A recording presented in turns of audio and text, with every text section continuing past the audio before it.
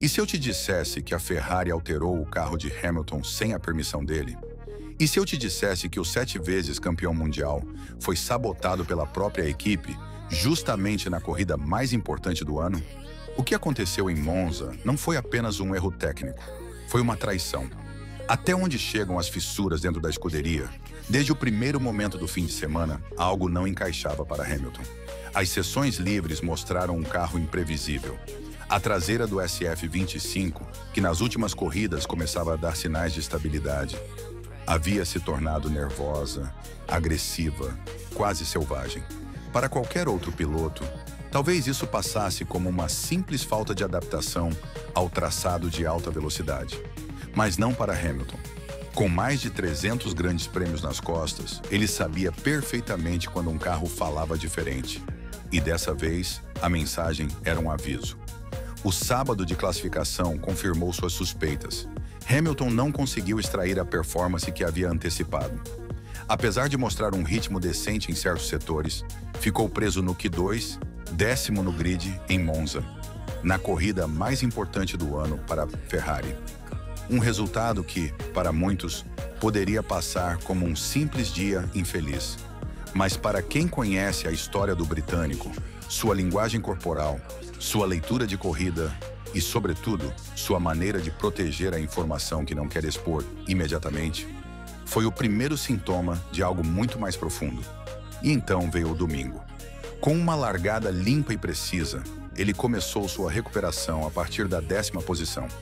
Não foi uma corrida de milagres ou de erros de outros pilotos. Foi uma execução cirúrgica, volta após volta, ultrapassagem após ultrapassagem. Um Hamilton completamente centrado, que parecia ter encontrado uma forma de domar uma máquina que resistia a cooperar com ele. Cada passo à frente não era apenas um avanço em posições. Era um ato de resistência silenciosa. Uma declaração muda de que, apesar das condições, ele ainda estava no controle. E quando cruzou a linha de chegada na 6ª posição, sua mensagem foi breve. Frases curtas, sem escândalos. Sem apontar culpados, soltou apenas uma frase que, descontextualizada, parecia anódina. Eu me senti no comando do carro. Foi difícil voltar para o P6, mas foi ótimo. Mas dentro do box da Ferrari, essas palavras ecoaram como dinamite. Porque aqueles que sabiam o que havia acontecido sob o capô entenderam imediatamente que não era uma celebração. Era uma acusação. Um código cifrado que dizia: eu fiz isso sozinho, consegui apesar de vocês.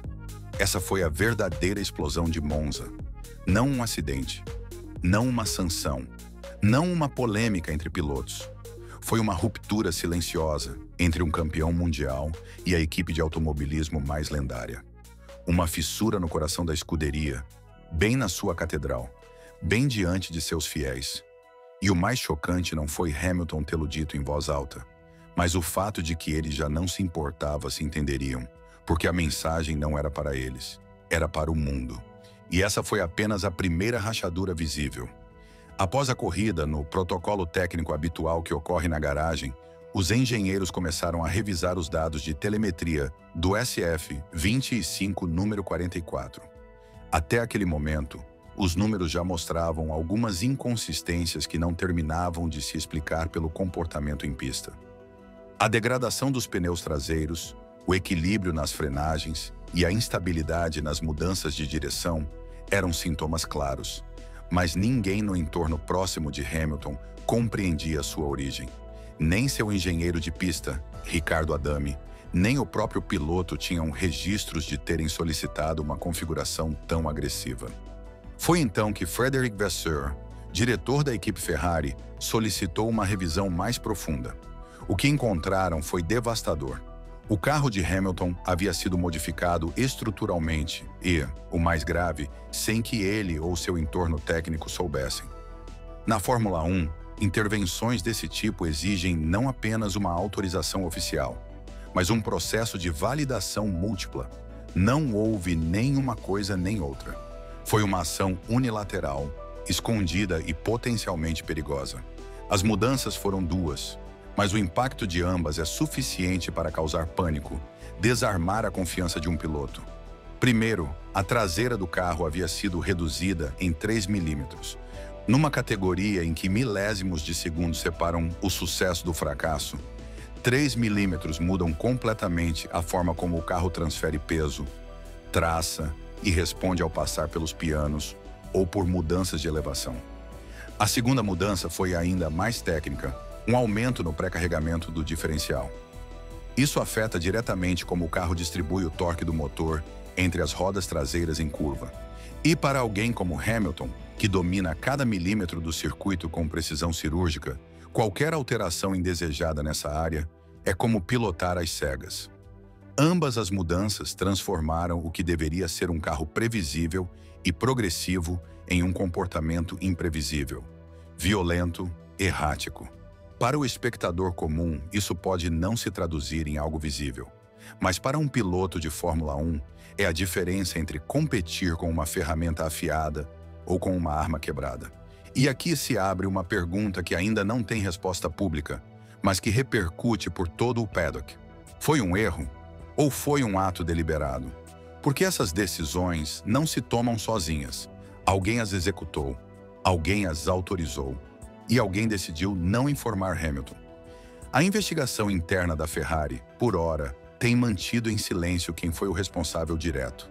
Mas o que se sabe é que essa modificação não fazia parte do plano técnico oficial para Monza.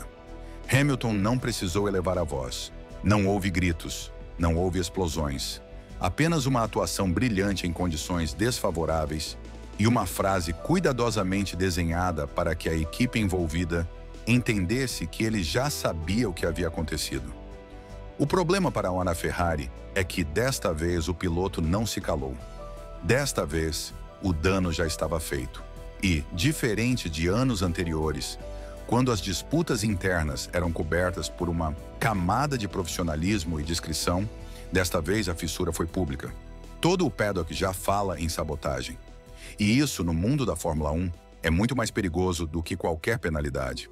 Porque quando um piloto como Hamilton começa a desconfiar de sua equipe, o que se segue não é uma simples discussão técnica. O que se segue é uma guerra silenciosa. E a Ferrari, neste ponto da temporada, não está em posição de travá-la. As palavras de Lewis Hamilton após cruzar a meta em Monza passaram quase despercebidas pelo espectador médio. Não houve reclamações abertas. Não houve acusações. Apenas uma frase breve e aparentemente positiva. Eu me senti no comando do carro. Foi difícil voltar para o P6, mas foi ótimo. A Ferrari tem estado presa em um paradoxo há anos. Tem recursos, talento, infraestrutura e o apoio mais apaixonado do planeta. Mas seu maior inimigo sempre foi interno. Os casos de sabotagens técnicas, erros em pitstops, decisões estratégicas ruins e tensões entre pilotos fazem parte de uma história que se repete com protagonistas diferentes. Desde a era pós-Schumacher, a escuderia não conseguiu construir uma cultura organizacional verdadeiramente estável. A resposta pode ser incômoda: medo de conflito interno. Porque quando uma equipe é fragmentada em silos, cada departamento opera com seus próprios interesses.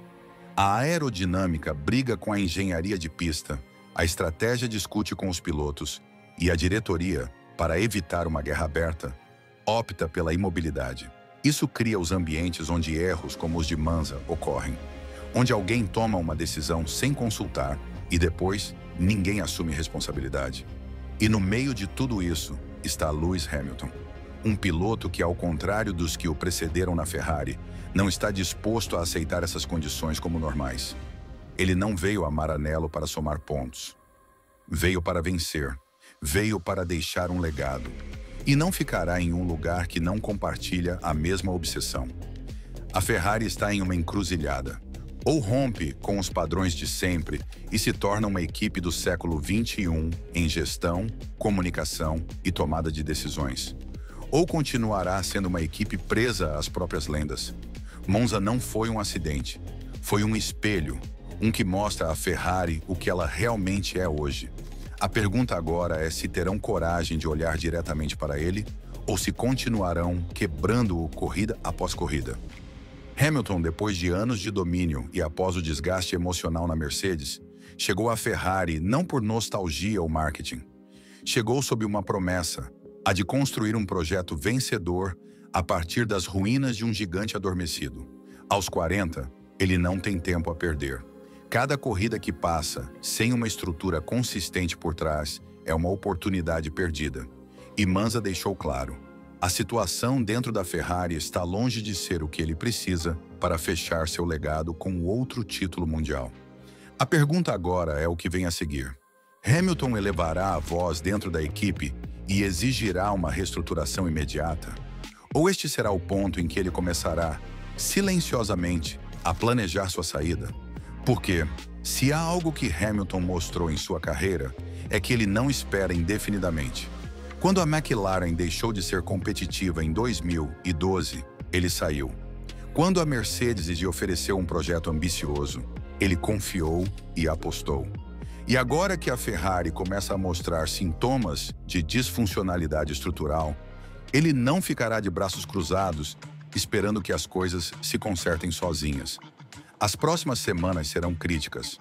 Dentro do paddock, já se fala de reuniões privadas entre Hamilton e Frederic Vasseur. Algumas fontes próximas à equipe sugerem inclusive que a Lewis foi oferecido maior controle sobre a direção técnica do carro. Algo inédito na história moderna da Ferrari, que tradicionalmente tem relutado em dar poder aos seus pilotos.